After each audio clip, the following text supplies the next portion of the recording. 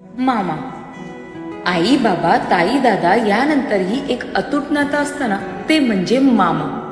लहानपणी आपल्या अंगाखांद्यावर लढिवाळपणे खेळवतं ती माय म्हणजे मामा. लहान असताना आपल्या हाताला धरून चालायला शिकवतो ती प्रेम म्हणजे मामा.